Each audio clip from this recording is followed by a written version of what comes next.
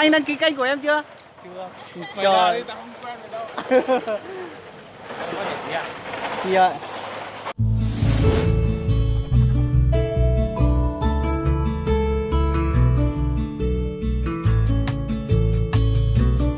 Trong đó giờ bây giờ nó giờ tụ để sông mã nó, tại khi nó sống nó giờ tụ anh nên sống nó giờ tụ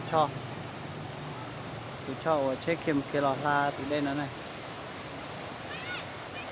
Anh nó là đây lo hành nữa, họ cái lấy số chung ý mà để chuyên chia sẻ theo lo chúng nó này. Đây, sắp phải có cái này giờ lúc chơi hồng bia nhé bạn nào, trong tu với tôi hồng bia gì, nên một cái tao kéo gì chống cơ là gì, cần nó này, cho bún nó chọn nó trong này sai, chọn này, công trình. Chỉnh chưa kịp tôi lại. Cái đồ vào là tôi tao cái tôi chỉ là cô chỉnh nung câu tí cành tôi thế này. Nằm hoàn tu lấy tôi chỉ nhẹ lấy tôi học đê nó cứ u xí thế nào đó. Nó được khẩu đi nó đó. Phải gì khẩu thế đê nó lọt thế xin thằng này chả cứ này.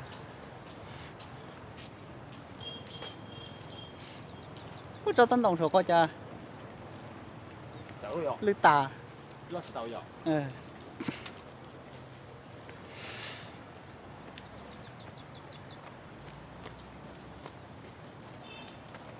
Nhớ thì nó hôm qua nên mà tôi theo xin nó mà vô giảm béo gì thế thì á, vô tôi vô chơi trò thế thì, cái gì trò chơi vô nó mà thì em vẫn xa đặt lâu.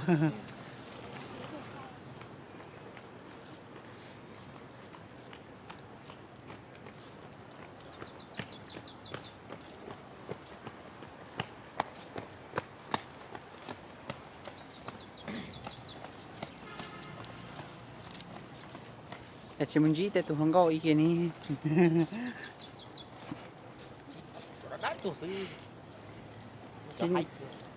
Chỉ như là nó chẳng nó đều ăn cá.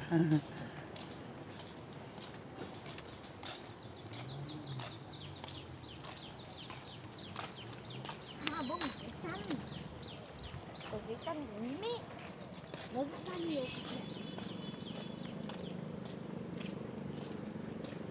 Nhưng muốn mà tôi luôn đi tụi mày về có mặt thảo luận rồi anh.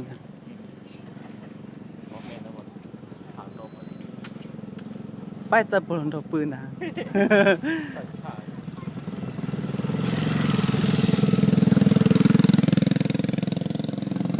Em giỏi nhá. Giờ tự nhiên. Đây một cả đó.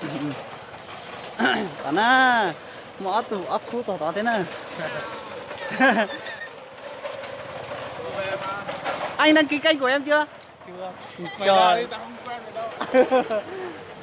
Có điểm gì ạ? Chị ơi. Tụi có nhau phòng xe âm này. Tụi có AC đó này. Nhau phòng xe âm. Có nhẹ chứ, họ tụi nó đi đâu một tí không? Chị tao, tụi có chị tao xích thả ăn nhau cái. Tập được cuối thế à? Còn đó nó tụi thoát tay á. Thì xin chi hình chỉ còn. Đi mình thì trống cả đi.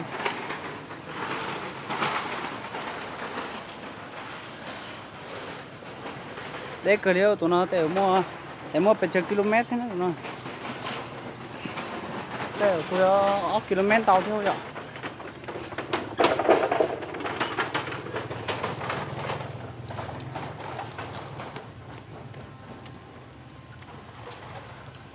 Đấy anh chỉ một tay anh chỉ nhầm bài anh chỉ chia kìa vậy.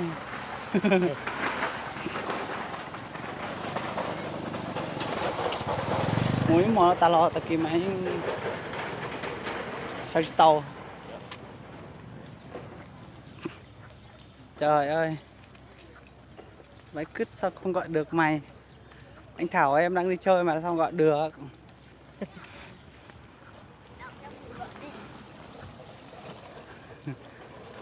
Đã tàu một tàu kéo xe tụi bây giờ hùa Facebook tôi hùa tàu ná chỉ mua xong.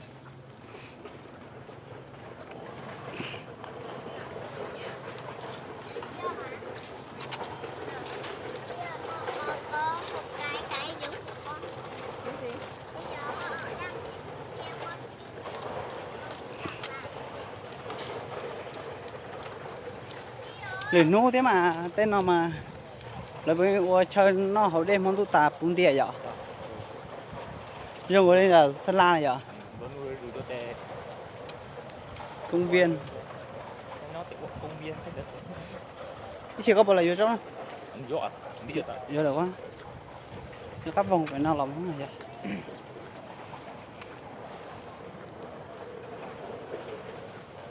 ta xin nào tới chọn tủ nè người do tao xin ra xa xí kèm nhiều một xa xí nữa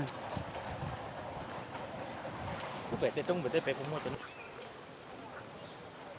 tao cái tôi sắp bớt nè cờ nó lại nè Giờ là tràn trề thì họ có má chứ gì.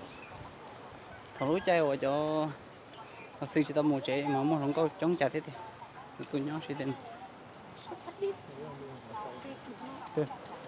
à Trái ra được trề.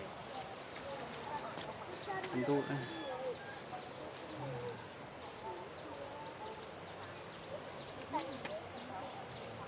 Chủ với chủ cho.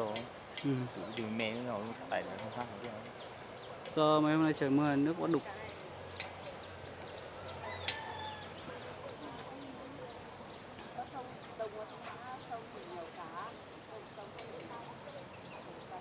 trên cao này là cái gì nhỉ?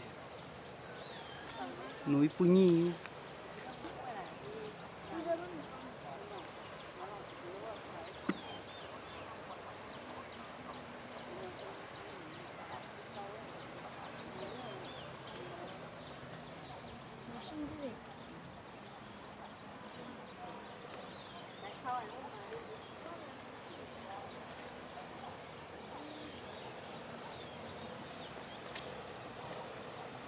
cái này cần nó muốn đã xin này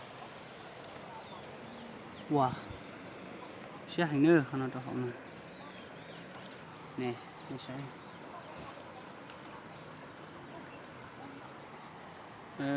sẽ đi nó của nó Con là khắp cả ừ. Giờ thì lấy chữ sai tụi nó mà nó sai tụi nó thái luôn trong sông mã nó sẽ nói cho bao nhiêu nè nè thái luôn trong đó phải đây nó sẽ chỉ mà đây lò vô của yon tàu sáng nó tới tầm mà vô nhá ya thấu lõi có lò hành mà từ nhá luôn trong nó tàn ở tụi đây nè Hay là bếp vẫn trồng sườn má nữa. giờ vẫn trong sông mã này cho các bộ bể xí này trong Pu Nhi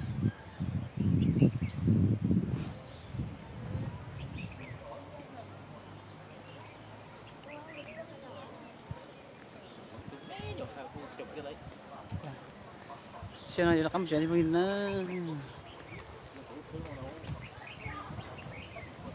chọn tu rồi nè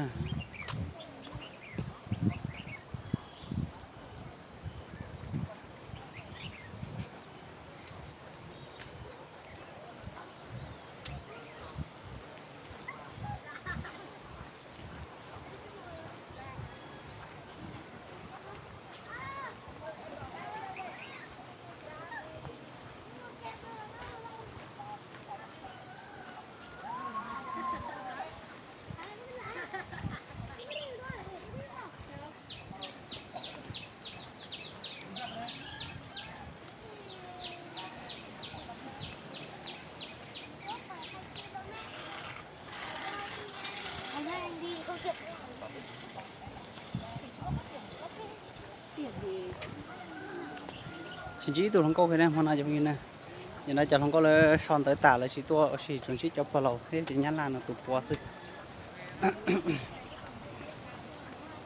sao thì hiện chỉ tụt phở không có trẻ của cho nên muốn được bết thả nè